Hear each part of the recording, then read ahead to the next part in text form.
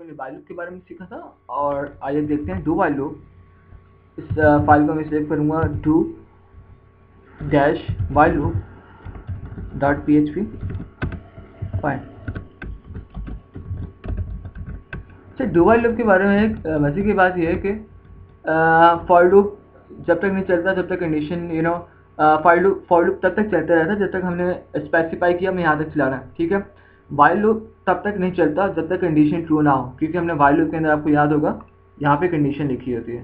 Fine, जब तक condition true नहीं होगी वाइल लूप नहीं चलेगा, जब तक कंडीशन ट्रू नहीं होगी फॉर लूप नहीं चलेगा। बट डू वाइल लूप के बारे में एक चीज़ है कि भले कंडीशन ट्रू हो ना हो डू वाइल लूप एक बार चलता ही चलता है।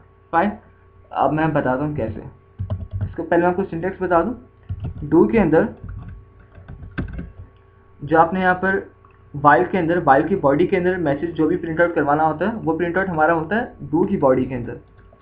अब लेट्स से मैं चाहता हूँ डू में मैं इको करवाता हूँ कुछ, लेट्स से मैं इको करवाता हूँ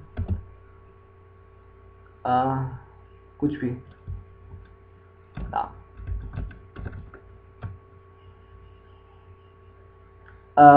अगेन आई इको करवाता हूँ। फाइन, ठीक है। अब जो वाइल की बॉडी के अंदर हमने काम किया था ये वाला, मतलब भले इको करवाओ भले जो मर्जी कराओ, जो भी बॉडी के अंदर काम किया था वो काम होता है डू की बॉडी के अंदर, ठीक है। और जो ये कंडीशन हमने लगाई थी वाइल की कि लूप कहाँ तक चलना चाहिए, वो कंडीशन आ जाती है यहाँ पर। मैं लूप को चलाना चाहता हूँ 16 तक, ठीक है। अब 0 से लेकर 16 तक चलेगा। और इसकी जो इनिशियल स्टेट हमने बाहर दी थी वो यहाँ पर भी इनिशियल स्टेट इसकी बाहर ही आती है।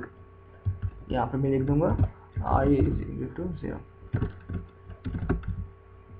अब आप देख सकते हैं कि डू वाइल लूप में और वाइल लूप में क्या फर्क है। फाइन, वाइल लूप में जो यहाँ पर कंडीशन यहाँ पर हमने स्पेसिफाई की है वो कंडीशन डू वाइल के अंदर डू के बाद वाइल में आ जाती है यहाँ पर, और वाइल की बॉडी के अंदर जो हमने काम किया था वो आ जाता है यहाँ पर। और अब आप सोच रहे होंगे इंक्रीमेंट कहाँ गया, मैं भी सोच रहा हूँ इंक्रीमेंट कहाँ गया। इंक्रीमेंट आता है डू की बॉडी के अंदर, बिल्कुल अगर आपने C++ की तो बिल्कुल C++ वाला ही सिंटेक्स है, डोंट वरी अबाउट इट। अब जब हमारे लूप ब्राउजर में रन होगा तो इनिशियल स्टेट पे सबसे पहले चेक होगी 0 है। फाइन, तो यहाँ पर सबसे पहले 0 प्रिंट आउट हो जाएगा। अब जैसे ही 0 प्रिंट आउट होगा 0 में इंक्रीमेंट होगा, इंक्रीमेंट हुआ, इंक्रीमेंट होने के बाद ये हो गया 1। अब 1 इज लेस देन 16 तो ये कंडीशन ट्रू हुई और ये लूप फिर से रन आउट हो गया। लेट्स से कि ये लूप 16 टाइम चला और जब यहाँ पर 16 आया तो यहाँ पर इंक्रीमेंट होने के बाद 17 हुआ। 17 के बाद ये कंडीशन फॉल्स हुई, फॉल्स के बाद ये लूप टर्मिनेट हो जाएगा। तो मैं इसे प्रिंट आउट करवाता हूँ यहाँ पर do dash while loop. Fine, unexpected semicolon at line 7। Let me see. Fine, यहाँ पे सेमीकोलन भी आना था, मैं भूल गया, मुझे लगा याद था। और ओके सेमी अंदर लगाया था, शिट। फाइन, और आप देख सकते हैं लूप 0 से लेके 15 तक बिल्कुल ठीक तरह से रन हुआ, तो जिस तरह से एक्सपेक्टेड था। अब मैं आपको बता रहा था कि डू वाइल लूप में भले कंडीशन ट्रू हो ना हो डू वाइल लूप एक बार रन करते ही करता है। लेट्स से यहाँ पे 100 कर देता हूँ।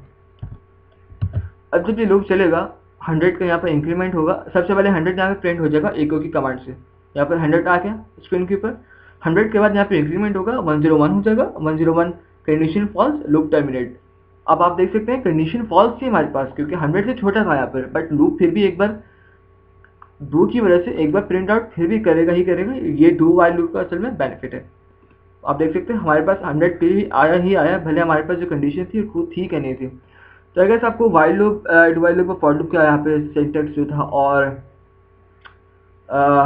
यूज था समझ आ चुका होगा। अपने आने वाले लेक्चर में हम लोग स्विचेस के बारे में पढ़ेंगे। जो as I used to told you people always that programming is not something that you can you guys you are now watching and you can do programming. जब तक आप प्रैक्टिस नहीं करते आपको प्रोग्रामिंग नहीं आती। सो आई वुड रिकमेंड कि यहाँ तक आप प्रैक्टिस कर लें ताकि आप जब आगे जाएं तो आपको प्रॉब्लम ना हो। So till then best of luck and happy coding.